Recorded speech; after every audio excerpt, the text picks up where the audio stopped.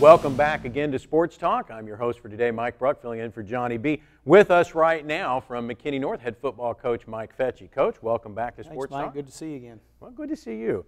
Now, you ended up at non-district play at 3-0. Got to be happy with the record. Mm-hmm. But as you went into your bye week talking to your kids, a couple of those games were pretty big blowouts. How do you keep them focused? Well, I think that is the trick. That is the trick, to be confident but not overconfident and to have some perspective. It's all about perspective with kids, and especially this time of year, and that is what we've done is great. 3-0 is phenomenal. Can't do any better than that. But now we're all 0-0 again.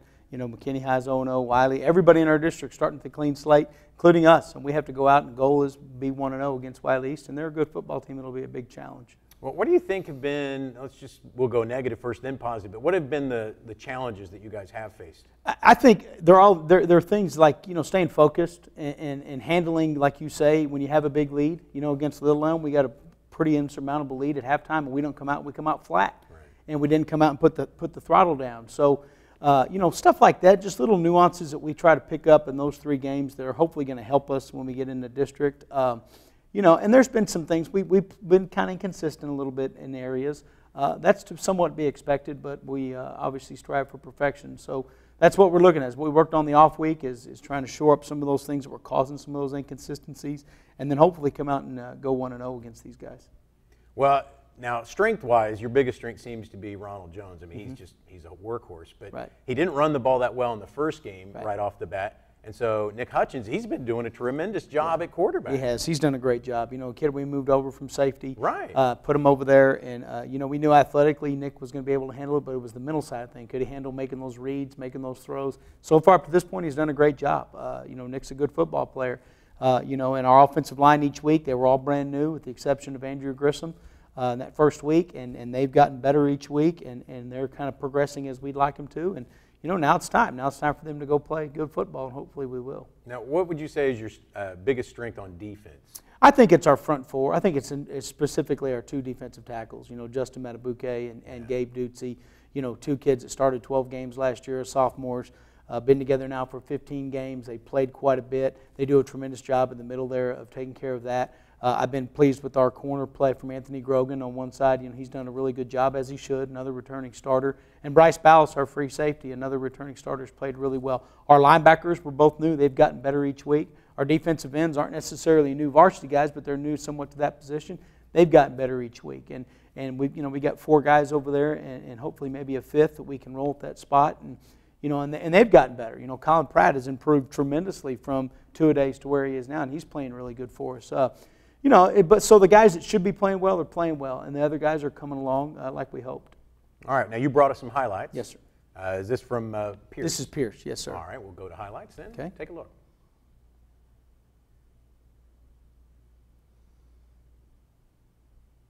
Now this was in Richardson. This is in Richardson, and you know, unfortunately, these are going to be a little longer because Pearce does a lot of that, a lot of looking over, trying to decide. I think this is a speed option that Pearce runs, and we cause a fumble right here, or we get a fumble just from pursuit of the ball. Good job right there by our defensive end, and then you know, people running to the ball and getting after it. Palmisano picks that up, and it's a big. That was the first drive for Pearce to start the game. That was a big deal for us to get that turnover.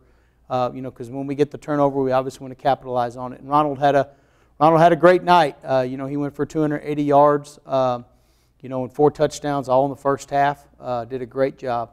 Well, you see him trying to arm tackle him initially through the line. You can't bring him down like that. No, you can't. You know, and he does a great job. That was a great move right there. And then just acceleration that the guy has is he's pretty special. There's no doubt. It's a good job on the quarterback draw by Matabuke and Ducey, and causing another fumble that Khalil Lewis recovers. You know, again, those 2 guys really are playing well inside for us. Well, and you see that a lot, them pushing the offensive lineman back into the backfield. Yeah, you know, there's a great job. Matabuke flushes the quarterback. He makes an errant throw. Dimitri Pearce gets interception. That was to start the second half, so that was huge to get that ball right there. It's another good run by Ronald here. Good cut. Good job by our receivers blocking downfield for him.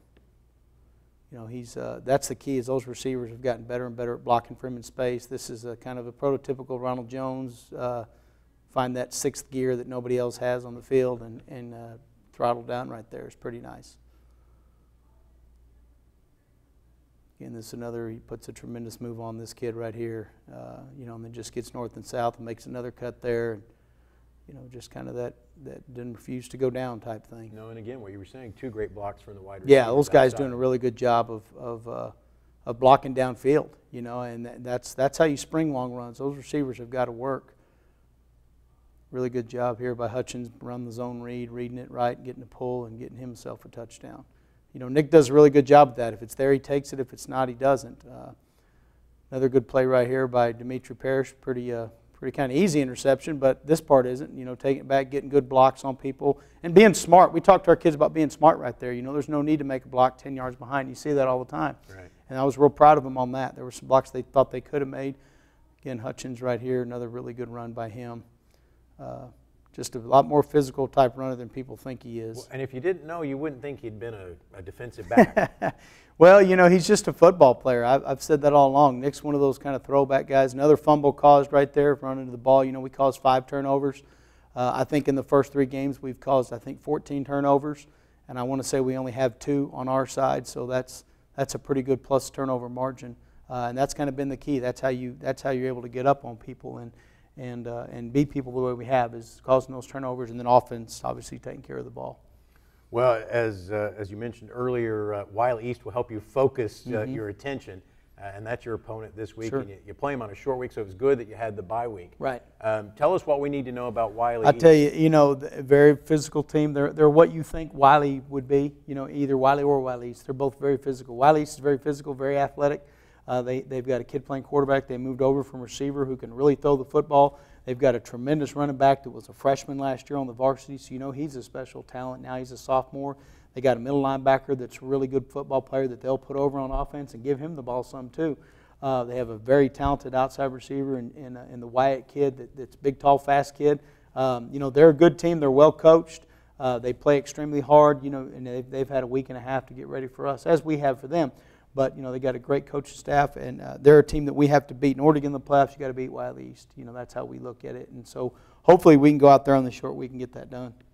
Now, you're looking at them having an explosive offense and a tremendous running back.